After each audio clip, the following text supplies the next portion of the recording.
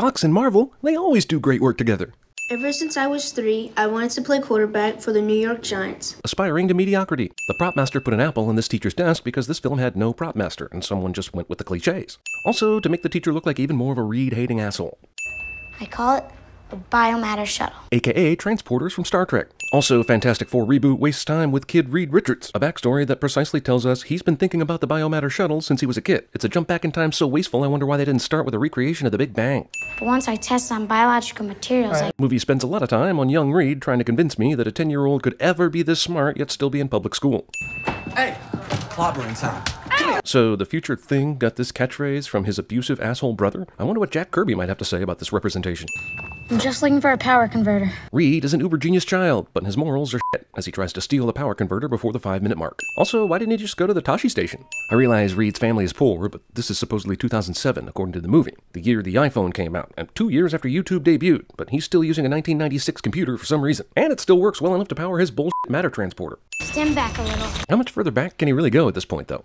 If there's anything I know about New York Jets fans who wear Jets caps and have Jets pennants on their walls, it's that they absolutely love college football contests between UConn and Virginia. Also, isn't this a school night? Didn't we see young Reed Richards at school, followed by Ben later that night working at the junkyard? This very game was played on October 13th, a Saturday, and maybe the movie jumped ahead to Saturday without telling us, but f*** this movie. Where'd the rocks come from? From the same place the car went to. Where is that? I don't know yet. Okay, first of all, how do you do this experiment without any idea where the car might go? Are you Tesla from the Prestige? Because that was set 100 years prior to this, and you're smarter than God. Second of all, how do you know the car didn't turn into those rocks through some scientific transmogrifier accident? Third of all, this movie is starting off telling me a young child built a Star Trek transporter on his own, but has no idea where it sends shit. I haven't even seen the main cast yet, and this movie is testing my patience. Movie finally begins after a 7-minute preview for the movie Explorers.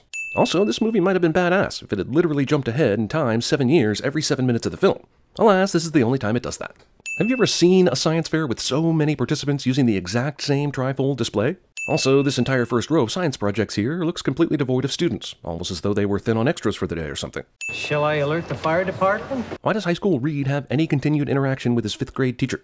Me and my associate Ben have been working on it every day since 5th grade when we launched the beta version in my garage. You could have started the movie here. The model car, please, Ben. I don't have a model car. Give me a f***ing break. You mean these two assholes who are obsessed with this science project forgot to bring a model car to the presentation? Stealing model airplanes from children.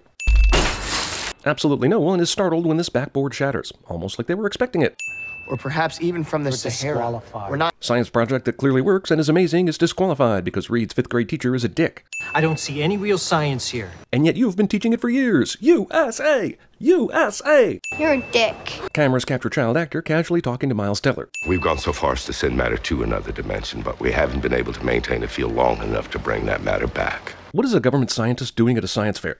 Are they really hoping to find that one kid who mastered interdimensional travel so they can finish their own work? Also, government corporate secret science dude spills all the beans to this high school kid he just met, who, for all he knows, has a blabbermouth. I think you've cracked interdimensional travel. Sweet! You're one of the judges, right? Also, somewhere, someone thought, you know what the best way to reboot the Fantastic Four would be? Science fair! We found the same thing you did. How do you know what he— oh, forget it. I'm clocking out at the goddamn 10-minute mark. Movie sets new record for pissing me off in the shortest amount of time. Also, is this the first time Reed has succeeded? Surely he had some measure of success before coming to the science fair with this project. So why didn't these obviously big brother government corporate peeps come spook him into joining them well before the science fair? Like after his first successful trial in the garage, for instance. They aren't literally scoping out random high school science fairs for new talent, are they? They're specifically here for him, right? Here's yet another comic book skyscraper I'm supposed to slobber over. And honestly, I'm just kind of skyscrapered out, guys. What's your name? Reed. Reed doesn't give his full name, or even his last name first, and instead assumes his first name is all these guys need, which is stupid. Richards. Yes, of course. We've been expecting you. But movie then redeems Reed by having this asshole actually know who he is by first name only. I guess they wanted to pump the lore of Reed Richards a bit by having him be heard of, but this scene plays out clumsy as a moose on skates. These guys just got to this room, yet there are pictures hung up all over the wall and a f***ing bedspread on the bed. Aren't they in the wrong room? Wait, Ben didn't get to come here too? This is a roommate shit, and only Reed is getting a scholarship? Movie f***s Ben right in the ear. Why did Reed stack 20,000 Leagues Under the Sea with all these chemistry books? Victor Von Doom is on here. He started this project. Despite the fact that Victor's shown instability in the past, and the fact that Reed is the missing piece they need, and the fact that his name is Victor Von Doom, Dr. Storm thinks they need him on this project. Let's see, classical music, a series of security cams, a nearly totally dark room, and of course playing violent video games. Yep, he's a villain. So I know that Reed's idea needs some work, a little smoothing out, but don't they have all the information they need now? But this movie's gonna make it out like they need months to make this machine work. Rudimentary, elementary. I would have removed 100 sins if we found out Von Doom was reading a thesaurus. Elementary is basically a child's drawing. Of a thing he got to work that you couldn't get to work. God, why do movies feel the need to write characters this way? You're not the savior here. You're the guy who got close but couldn't seal the deal, but now there's a guy who did, and we think maybe your previous experiments might shed some light. That's it. People running the earth are the same ones running it into the ground, so maybe it deserves what it's got coming to it. Dr. Doom over here. Did you guys feel that? I think we were actually punched in the nose with obviousness. I'm actually bleeding. Also, villain hates human beings because we're all awful assholes cliche.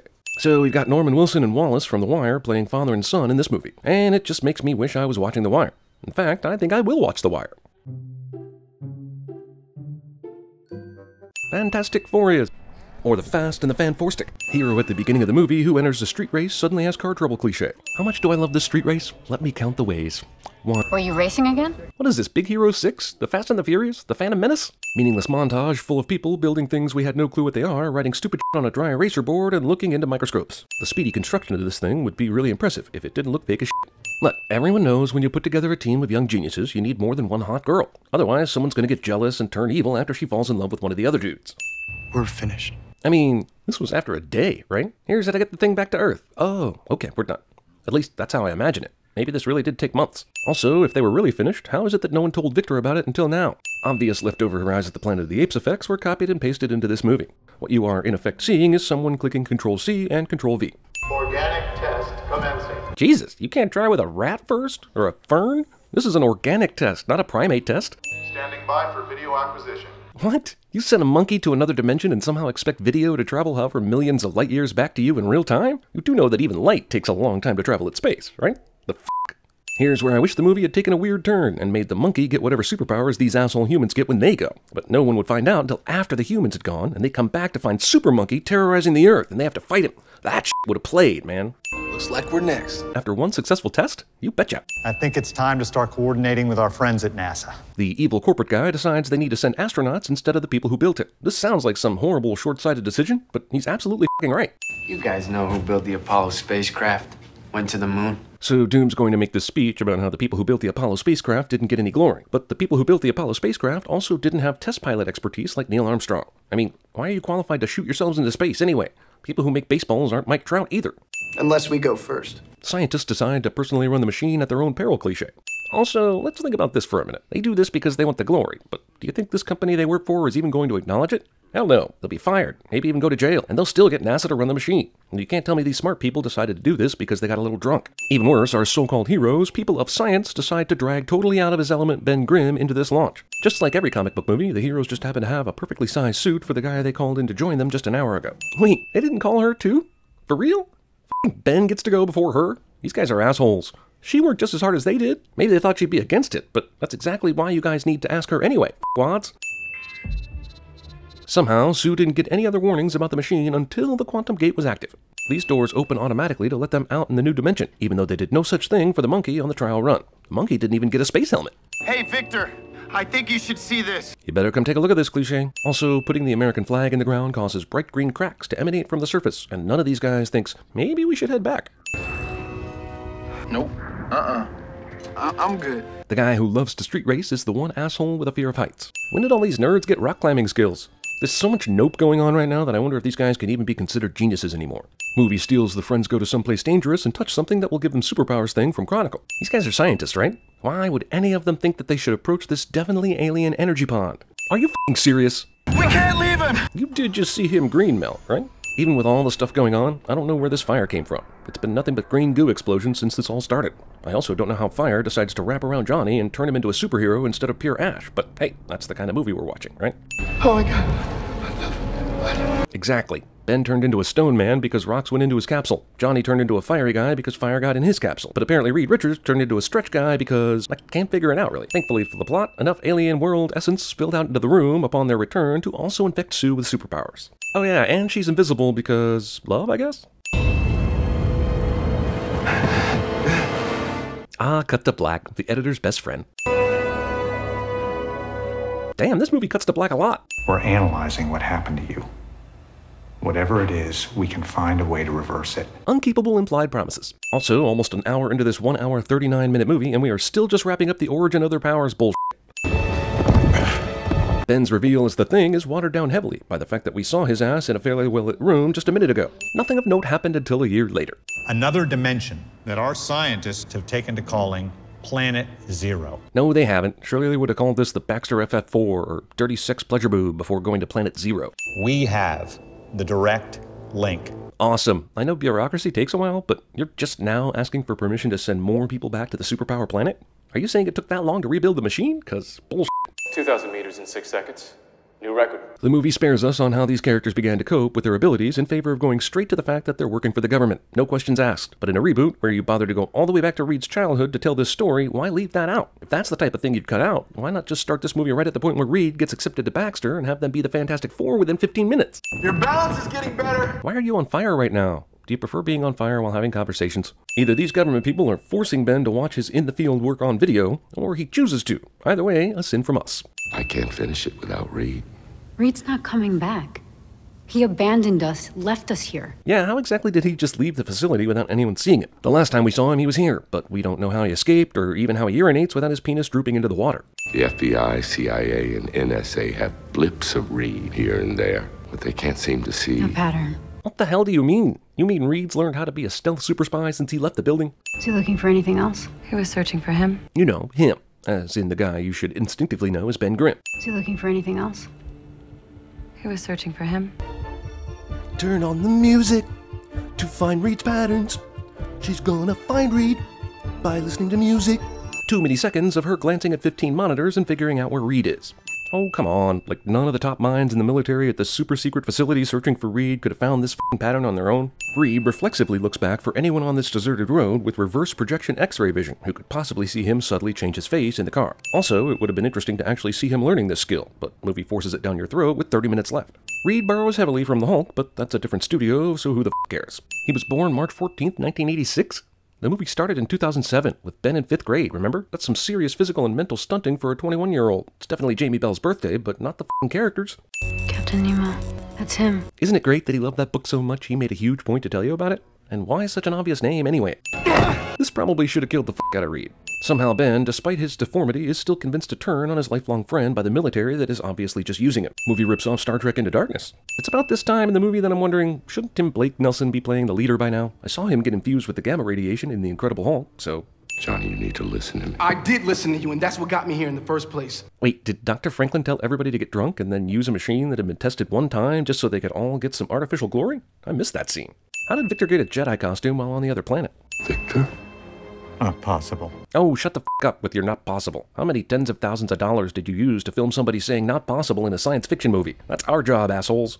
Not possible. It really doesn't seem like it should be possible, I agree. I want to talk to him. Nobody talks to him until I do. Confine the others to their quarters. You mean, confine the other superpowered others to their quarters? I mean, if they don't wanna, how? Knowing what the other dimension did to Reed and company after a few minutes, sure, seatbelts will definitely hold this guy in place. We have 14 minutes left in the movie, and we're just now being introduced to Dr. Doom. If this world must die, so that mine may live, so be it. Why did you even bother coming back with the crew if you loved it so much on your world? Were you faking injury to get back to Earth just so you could then go back to this planet and do what you could have done before they took you back? And that's another thing. Why does the machine necessarily have to go to this planet every time anyway? What specific coordinates is it set for? I guess the two planets are connected in space-time, but f*** you, I don't like it. Darth Vader called. He'd like to know how you're more powerful than he is and yet still take downable by the Fantastic Four. Imagine if this was the first act. This would be on the verge of being a cool movie. Instead, I get the sneaking suspicion this whole movie is a first act, just in case it was popular enough to get a sequel. First off, what the f*** is Johnny thinking? He doesn't even know where Doom is or what he's capable of. This guy was sequestered in his room when everything happened. Second off, how did Sue react so quickly? Out of my way, Franklin. I'm going home. This is your home, son. What? Just let him go back and this is all over? For reals? And you don't just let it happen? Only the power to create a new world. More CGI budget is saved with the decision to have Victor's lips not move after his transformation. Brilliant! Victor once again mind powers an enemy across the room, but will still somehow be defeated in this movie. Promise me. Look after each other. I see Dr. Franklin got that Dr. Doom attack that lets you say final words before dying. Pulling everything into the other dimension! Reed Richards is also known as Niles' narrator in some Marvel adaptations, or just plain literal Miles Teller. Oh good, the final fight is going to take place in a faraway dimension we know nothing about. Awesome. Should make for some interesting physics, I guess. The matter from Earth is being converted to energy! Thanks, Reed. We need to stop Victor, he's the source! No f***ing way.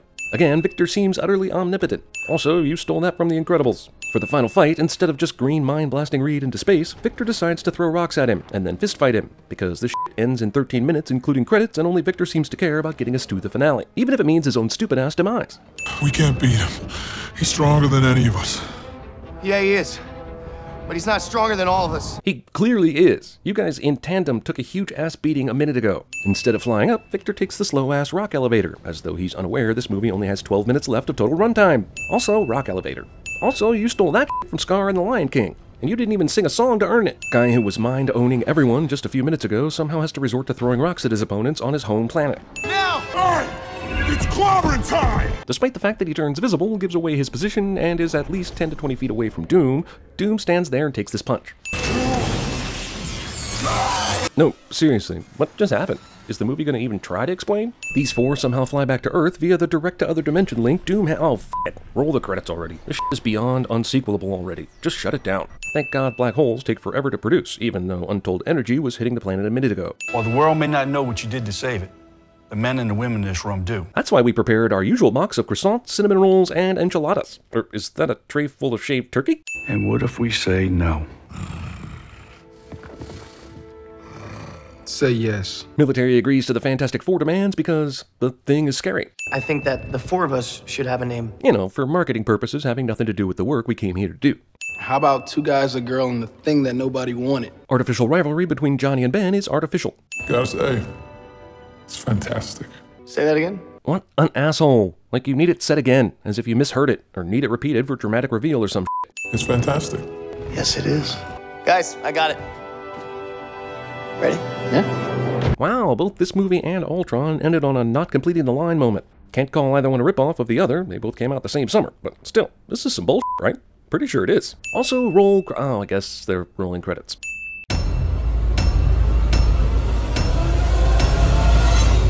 Okay, my bad. Shut it down. Shut it down! That's it!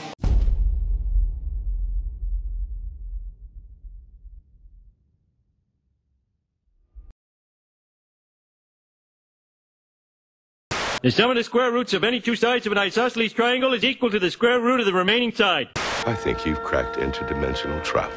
Space, a final frontier.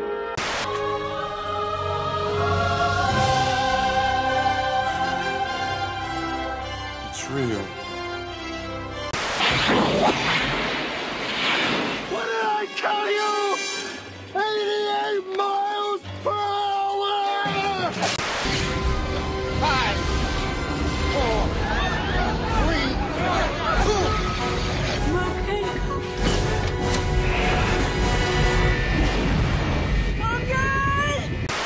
It's the only chance we have to figure out what happened to us and reverse it. Is it worth it? Let me work it. I put my thing down, flip it and reverse it.